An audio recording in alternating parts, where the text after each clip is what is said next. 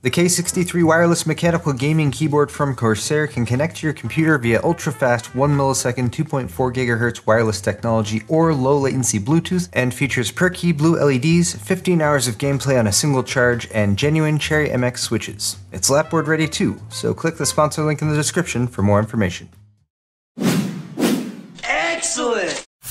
Hey guys, how's it going, and welcome to Paul's Hardware. This is my first how to build a computer video for 2018. It's 2018, and if you want to build a computer to play some video games or just to build your own computer because it's a lot of fun, you've come to the right place. This is a beginner's guide, so I'm going to be walking you through everything step by step, starting with actually choosing the parts to put into your new computer. The part that I'm featuring today is AMD's newest APU, that's Accelerated Processing Unit. That includes a CPU as well as a GPU, which is your graphics card, as well as your central processor in the same unit, which means you don't have to buy a graphics card, which right now is a very good thing because graphics cards are very expensive. Before I get too far ahead of myself though, let's start off by running down all the parts that I'm going to be using in today's build. So there are 8 main components to a computer or a desktop computer that you're going to build yourself, starting with what holds everything together. That's right over here, and that's the motherboard. Now this is a mini ITX motherboard, which means it's very small. Form factor is important. The form factor of your motherboard, mini ITX in this case, is going to impact what case you choose. So if you want something small, mini ITX is the way to go for the motherboard, and we're going to be choosing a mini ITX case here in just a while as well.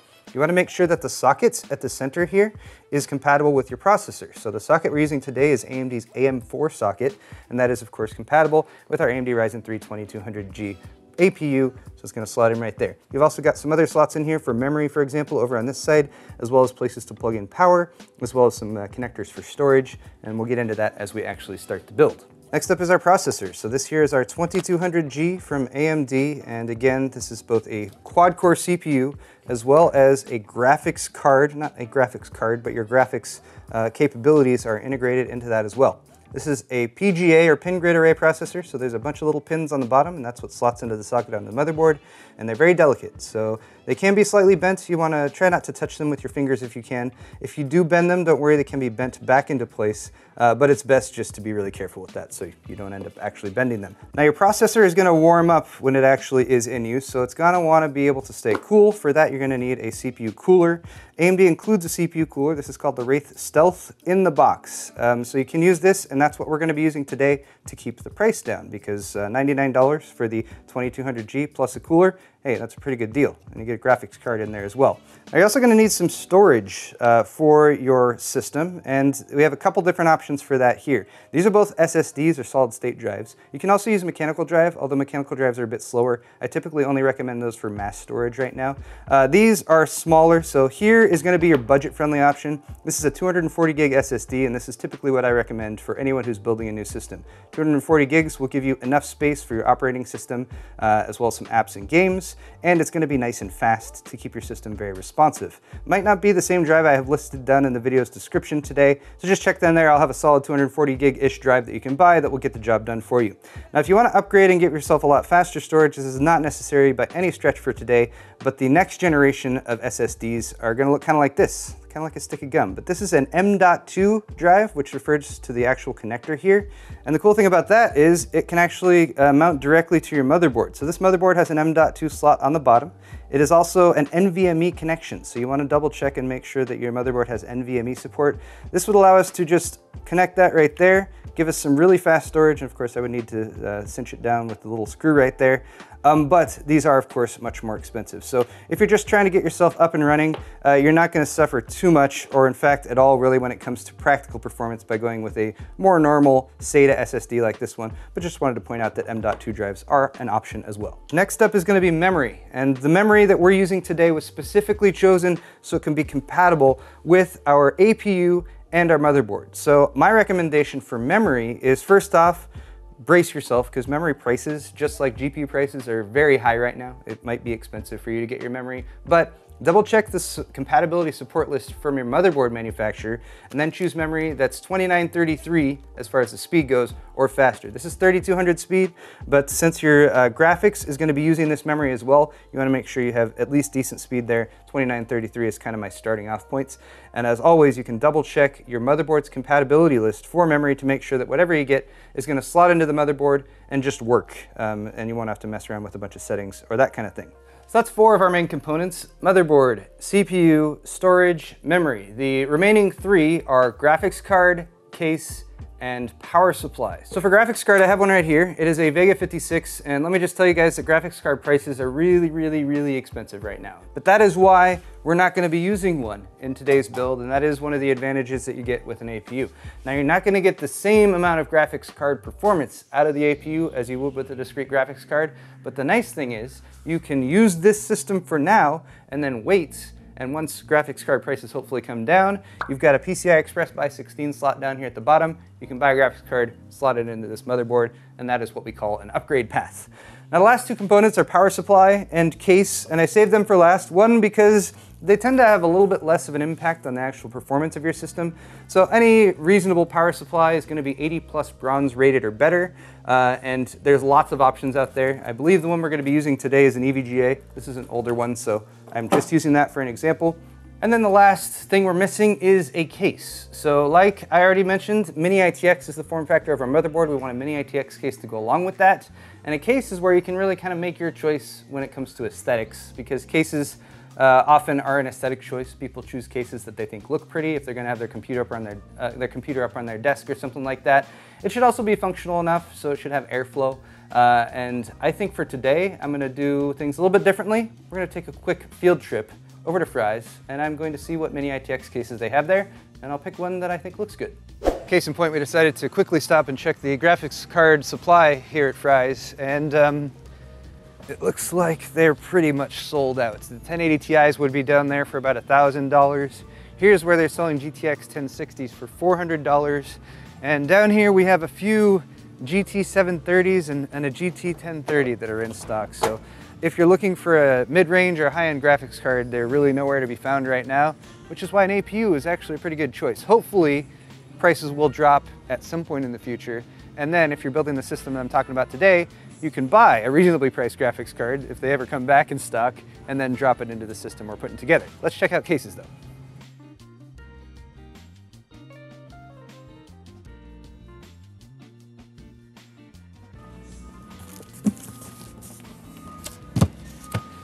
This is the Core V1, and it is a Mini ITX case, and I have actually never built in it.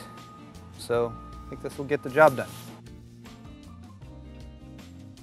All right, guys, we're back from Fry's. We had some lunch, and now we're ready to build. So the case we decided on was the Core V1. This is from Thermaltake. It's a $50 case, and it was actually one of the only Mini ITX cases that they had there at Fry's. There were a few other ones, but they were crappy, so this is the one we decided on. Parts list, of course, is in the video's description again, and I've gone ahead and taken everything here and priced everything, and if you exclude the memory, the parts list we're looking at right now is about $365. Now the memory, if you get a 16 gig kit and you want fast memory and you want something that's compatible with Ryzen, is going to cost about $200 right now, which is pretty expensive. You can get a single 8 gig stick instead, which will sort of tide you over. You can get by for about $100. So ultimately, this entire system build is going to cost you somewhere between $475 and $575, depending on how much memory you put in it. Beyond the memory though, we also have a power supply, of course. I've just gone with the Cooler Master V650. In the parts list, I've actually chosen a 550 watt 80+ bronze rated power supply from Corsair. That's about $50. That will get you by just fine. I'm using this one because it's what I have on hand. Beyond that though, all the rest of the parts are the same ones that I've listed off, so it is time to get building. If you're building at home, you're pretty much only going to need one key piece of hardware technology, and that is a screwdriver. Phillips head screwdriver. Now we might be using a few other things as I go on here, so I'll tell you guys those things as I move forward with them. But for the time being, we're gonna go ahead and start by preparing the motherboard. And I'm already bringing in another piece of equipment, and that is just a soft rubber mat. Try to build on a non-conductive surface. Wood works just fine, a cardboard box is just fine. Just don't build on a metal surface like a table or something like that. Getting our motherboard unpacked, we're gonna have inside the motherboard itself, of course, and we're gonna have a few accessories that we want to keep ready to use. This is the I/O shield, the input-output shield, and that kind of lines up with the back of the motherboard. We'll install that in the case before we put the motherboard in. We're gonna need a single serial ATA cable, and that is to connect up our SSD. And then we're also going to need the Wi-Fi adapter. Since this motherboard includes Wi-Fi, This is the antenna, and that's just so once we actually get the system up and running, we can connect that up in order to connect it to Wi-Fi, download Windows and Windows updates and all that good stuff. Next, we'll unbox our processor. I've already used this one, which is why the seal is broken, but I repacked it to give you guys the exact same experience. Inside we have our processor itself and our heatsink fan. This is the Wraith Spire heatsink fan. And apart from the heatsink fan itself, you're gonna definitely need to have some thermal paste. Now, if you're buying this brand new, you'll have some thermal paste pre-applied on the bottom of the Wraith Spire cooler. So that's what we're gonna use today. It's already pre-applied, so you don't have to worry about it. Just don't touch it before you install the processor and get the heatsink fan installed as well. Next up, our CPU, and that comes in a little clamshell. Keeps it protected. Until you're ready to install this, probably keep it in here. And again, bear in mind, there are a bunch of pins on the bottom of the CPU, and those are fairly delicate, so you don't want to bend those or anything like that. The CPU itself can be handled by the edges, most ideally. You want to minimize contact with the top here, as well as the pins on the bottom, and that's simply to keep oils from your fingers to getting all over it and that kind of thing. But all we're going to really be paying attention to is the orientation of the pins, of course, and then you're going to look at the corner. And on one corner here, you actually have a tiny little golden triangle. That golden triangle is very important. So keep an eye where that golden triangle is, and then take a look at your AM4 socket down here on the motherboard itself. You're going to have a little lever arm on the side, so just pull that out ever so slightly and lift it up. That will open the socket, and it's ready for the CPU now. Take the gold triangle of the CPU, line it up with the triangle that's sort of in the edge of the socket. So with the two corners lined up so they're in the same corner, just set the CPU straight down on top of the socket and it'll drop down into place. This is what is known as a zero insertion force socket, which means you don't need to press down on that at all. If it doesn't drop in for you like mine did, just lift it up, flip it over, and take a gander at the pins on the underneath. You can look at them from the edge. Just make sure they're all straight. If they're not straight, I'll link a video where I go over some basic tips on actually correcting that and straightening out some motherboard pins. But it should just drop in like that, and if it does, go ahead and lower that little lever arm. That will hold it in place. It's not 100% secure, but it's secure enough for now for us to move on to the next step, which is to get the actual heatsink fan ready to mount. Okay, I've added yet another little piece of hardware here, and that is just a electric screwdriver. I'm just cheating a little bit. This mount for the AM4 socket will actually come with 4 screws and a couple little plastic retention brackets. And these are actually made for the older style of heatsink fans that AMD used to make. And even though they don't make that style anymore, they still have left that on there. Those actually screw into a backplate piece. So if I lift the motherboard up, you can see that backplate. And that backplate is what we're going to install the heatsink fan to. So that should stay in place, but bear in mind there's nothing holding it there right now, so you might have to kind of position it there as you mount the heatsink fan. If you lay everything flat, it should line up just as we're looking at right now. So to mount our heatsink fan, again, pretty much just going to line up the screws with where they go there. And bear in mind you've got a little cable coming off the side of this, and that is to plug in the fan. So you should kind of reality check here as well and make sure where you're going to plug that in. It should be labeled as CPU fan header. On this particular motherboard, it's located right over here, a little gray plug. So just bear in mind you're going to need to route the cable over to that and make sure you have enough cable length in order to do that. So I've just set the heatsink fan on top, 4 screws have lined up. I'm going to start by just giving a couple turns to each screw to get it threaded onto that back plate behind the motherboard. You don't want to tighten one corner down before you start the other screws. That'll make it harder to get the other screws started in the threading on the back plate, and it will also potentially put disproportionate force on one corner of the CPU, which isn't a huge deal, but something you should watch out for. Once you've got them started, you can go ahead and go with opposite corners one at a time, and you can tighten each one down. And you can tighten those down tight, not too tight, but they can be pretty snug on there. Beyond that, we just got our cable hanging off there, and I'm just going to route that around and plug it in to the CPU fan header. And the other thing we can do right now, while we've got the motherboard out and easily accessible, is install our system memory. This is G.Skill Flare X memory, which is specifically made for Ryzen. Ryzen processors can occasionally be finicky with what memory you connect up to it. Most memory is compatible, but running at higher frequencies can be more challenging. So G.Skill specifically made this memory to be compatible with this platform. All you need to do to install the memory though, as I've been talking and not explaining what I'm doing, is make sure that you have this central notch here lined up with the central notch on the memory slot. It is slightly offset, so they only go in one way. So just double check that to make sure that it is lining up properly. Each edge will fit into the slot on either side, and it'll kind of sit like that, and then you just need to push firmly down on both sides, and it'll kind of snap into place. It gives a very satisfying snap, and these little catches on the side will pop up and hold it in.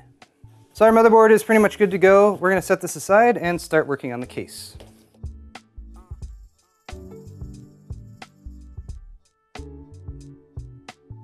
So once you've got your case out of the box, give it a once over, make sure everything is not damaged. This case is very small, very boxy, but you're basically going to have two side panels on either side. Typically those are held on by thumb screws in the back, so you can just unscrew those to pop up the side panels to access the interior. And then as far as the layout goes, the power supply is going to go down here in the very bottom. The motherboard will actually sit flat in this central area, and then everything else kind of goes on top of it there. So first thing that you'll want to do is get rid of these thumb screws and start disassembling the case so we can access the interior. So I've removed all of our side panel pieces. One thing I will say is if your side panels have clear plexiglass like this, they'll usually have plastic over the top of it just to keep it from getting scratched up during shipping. These are really, really easy to scratch. So I recommend leaving that plastic on until the system is all put together, peeled off at the very end as sort of the finished product type thing. The things you're going to want to keep in mind are that almost every case is going to come with a set of accessories like this. Typically it will have a manual, and if it's a case that's a unique design, you might want to double check there to see if anything mounts in a unique or strange fashion. You're also going to have lots of screws, so the screws that you'll mount your motherboard with, screws that you'll mount additional hard drives with, or additional SSDs. You might have some standoffs that are specially made for mechanical hard drives and that kind of thing. And then often a set of zip ties, and these are just really handy for cable management. Beyond that, you're going to have a set of cables that come out, and these are your front panel connectors. So you're going to have one group that is the most pain in the ass part of building a computer. This is what's going to control your actual power switch to turn the system on and off, reset switch, and LED lights for your hard drive activity and your power activity. You also have this plug, which is known as HD audio. This will allow you to have a mic and a headphone jack connected up at the front of your case. This case has a single fan, so it is connected via this 3-pin fan header. Finally, you have a USB 3.0 header. These are fairly large and bulky, but if you want USB 3.0 ports on the front of your case, this is the header that you will use. There's a newer header beyond this that's called the USB 3.1 header that is different, so keep that in mind. There's a USB 3.0 and a 3.1. If you want 3.1, make sure your case has that header and your motherboard has that header. That's pretty new though, so you won't see those too often yet. Oh, and final thing to point out, and this is just unique to this case, is that aside from the two side panels and top panel I've removed, there's a couple thumb screws here that also allow me to remove this bottom piece. And that's what I'm going to need to remove to access the bottom chamber in order to install the power supply. Also bear in mind there's a dust filter down here, so it's a little plastic and kind of got to work to get it off, but that will go just beneath your power supply so that as it is running its fan to pull air in, it'll suck up dust right there, and you can pull that off in order to clean. Having dust filtration in your computer is always, always nice to have. So the power supply supplies power, and we're going to need to install this. I like to get this installed first because this usually has the bulk of the cables. And this is a fully modular power supply, so all the cables that plug into the computer are actually going to go into these plugs right here, and all of those cables are included in the packaging, and they're all separate. So the cables that we're going to need for this build is a couple for the motherboard. So we're going to need a 24-pin main power connector for the motherboard. That's that one right there. And there's the corresponding plug on the motherboard. Bear in mind there's a catch on one side of the plug, and there's a little catch on one side of the plug on the motherboard too, so it will actually stay connected when you plug it in, like so. Ta-da. Hey, that went in pretty easy. And then there's one other power plug on the motherboard. This is what is known as EPS power, supplemental CPU power. On this particular board, it's tucked away, kind of in not the most convenient position, but it's right up there. And this will sometimes be a 4-pin plug, and sometimes it'll be an 8-pin plug, depending on how much power you have going to the processor. So on the power supply side, you might have a split plug like this, an 8 and an 8, but they just fit in here side by side and plug in like that. Now for the record, I'm plugging this stuff in outside of the case just to demonstrate it right here. I'm actually going to unplug these when I install the power supply right now. Now aside from your main 24 pin, which is going to connect up right there, and your supplemental CPU power, which is going to connect up right there, you might also have what is known as PCI Express graphics, 8-pin or 6-pin PCI Express graphics. Those will also connect up to these same 8-pin plugs right here that the CPU plug connects to. Just bear in mind that the other side of the plug is different. So these are typically labeled PCI Express graphics. They're usually a 6-pin plug and then have an optional 2 pins on the other end that you can detach depending on the configuration of your graphics card. Since these are for graphics cards and we do not have a graphics card in this build, we do not need this cable, so we're not going to use it. But I just wanted to point it out to you guys in case you are installing a graphics card in your system. Beyond that, we have peripheral cables, hard drive SATA cables. There's 4 of those connectors on this power supply. Again, bear in mind this is modular, so the plugs on the power supply side might not look the same depending on the power supply that you're using. But the other sides, the sides that plug into the motherboard and your drives, should always look the same. So these are SATA power plugs. Those will correspond with the SATA power plug on your SSD or your hard drive. And they do have a slight little L shape to them, so make sure that you plug them in the right way. And with that L shape, it's pretty impossible to plug them in wrong.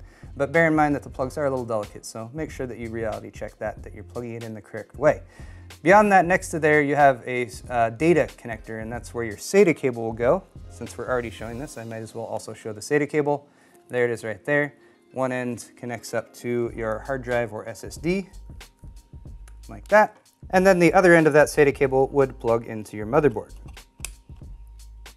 Finally, the last peripheral connector you might spot is this little 4-pin guy. This is typically referred to as a Molex plug, and these are a little bit older, so you might not encounter them, but you will see them sometimes for case fan connection, connecting up a pump for an all-in-one liquid cooler or something like that.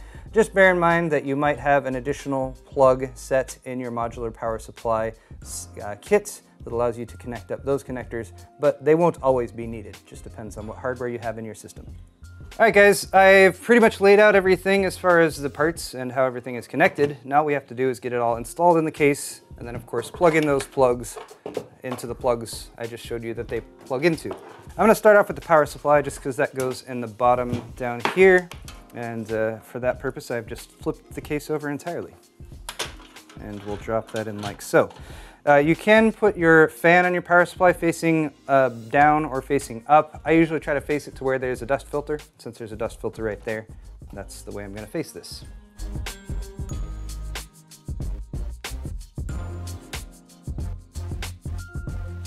At this point, since I already showed you which modular cables we need, and we have easy access to the bottom of the power supply, I'm going to go ahead and connect those up.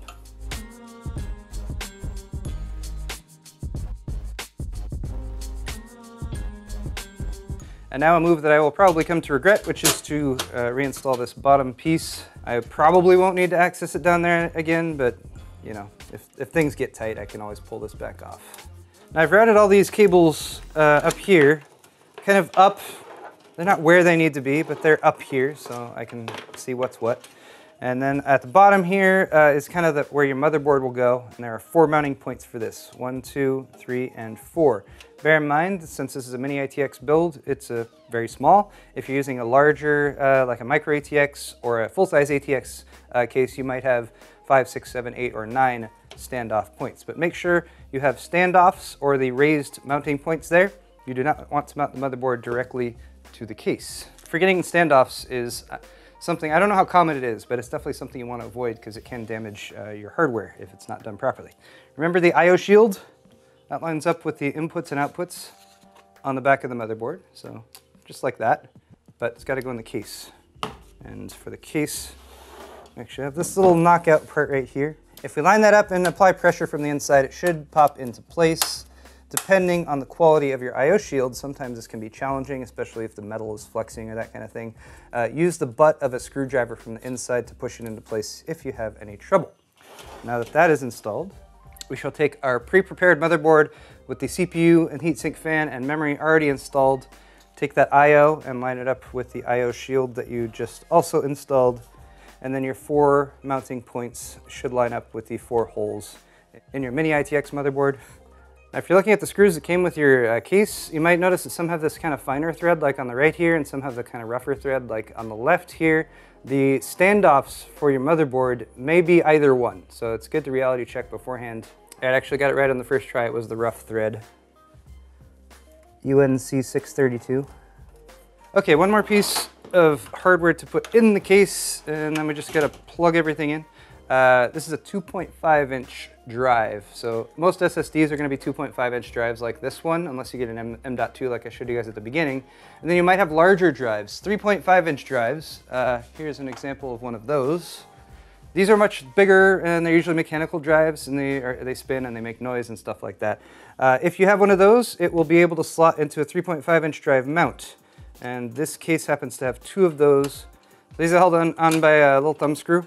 So with a touch of finagling, I was able to remove that tray, and this tray would be able to support a 3.5-inch drive like that one. And then sometimes the drives will mount through the sides. And if you're using a spinning drive like this one, you'd probably want to make use of these little rubber grommets here. Then screw the drive in through that. That will provide a little bit of dampening for the noise that a spinning mechanical hard drive might make. Or if you don't want to worry about your system making any noise with spinning mechanical hard drives, just go with all SSDs. Typically an SSD can mount to that same tray. It's also got mounts through the bottom, so we're gonna do that. I mentioned the fine thread and the thick thread. This is where that fine threaded screw is gonna go. This is an M3. Took me a sec, but it got there. So there's our last piece of hardware that needed to be mounted, now mounted. So guys, at this point, I'm gonna go ahead and start plugging stuff in, but for those of you who might be building a system like this with a graphics card, I wanted to point out that this is where you would install the graphics card, and it would go in this slot down here at the bottom. This is known as a PCI Express Graphics by 16 slots. It would basically line up like that. You'd slot in the PCI Express graphics slot down there at the bottom. You're also, of course, going to need to remove these two little brackets here at the back, and then there's usually some mounting mechanism at the top that will hold that all in place. And then, of course, just connect up your PCI Express graphic power to that, and you'd be all set to go. But again, we're not using a graphics card today, so we don't need to worry about that. So let's begin. Power plugs, 24 pin. There we go. Any excess cable, I'm just going to kind of feed back and try to tuck down here into this bottom section. Bottom section is our cable junk area where we will put as much extra cable junk as possible. We also have the need for a SATA power connector over here for the SSD, so I'll go ahead and plug that in. While we're here again, let's go ahead and connect up the SSD's data connection via our little SATA cable here. Little clasp should pop into place. So we now have power and data going to the SSD. Power is connected to the power supply. Data cable from the SSD here to the plug on the motherboard that is directly behind it. We also have that awkwardly placed 8-pin supplemental CPU power. Next is our HD audio cable. This plugs in right up here, kind of near where that CPU power connector was. All of these connectors on the motherboard are all labeled on the motherboard itself. But the motherboard manual is actually a really, really good resource to go to if you're not positive where the actual plugs might plug into. Other than that, we just have the USB 3 and this extra fan plug for our front intake fan. So I mentioned how much I hate front panel connectors. They're always really annoying. These are, if you can see, they're kind of color-coded right there. The 9 or so pins that I'm sort of trying to point towards. Oh, that's really challenging. Anyway, they're all right there, they're all labeled, and I'm going to attempt to plug them in. Making this even more difficult is the fact that some of them are labeled plus or minus, positive or negative. The LEDs, power LED and hard drive LED, are the only pins you need to worry about that plus minus on. Everything else doesn't matter if it's plugged in one way or the other. All right, those front panel connectors sure were annoying, but as you maybe can see, most of the cables going over to plug into the motherboard are kind of in this area right here. Beyond that, you will probably notice kind of a rat's nest of cables that's just down here in the front, up in front of the power supply. That's not a big deal because most of the air is coming in from the front of the case, and it's going to be flowing up here and over most of your components that you're worried about.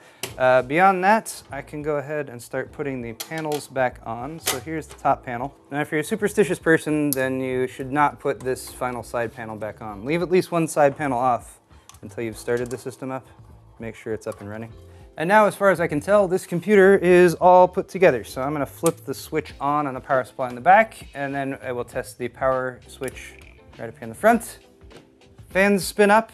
I've got an LED that's lit up on the side right here as well. And if you happen to have any LEDs that are part of your motherboard, for example, like my AB350N Wi-Fi motherboard from Gigabyte has some red LEDs on it, you should see those light up as well. Fan spinning though, that's always a good thing. And that's pretty much all there is to it when it comes to assembling a computer like this. I will say, there's one last part I want to do right here. I am now allowed to do this.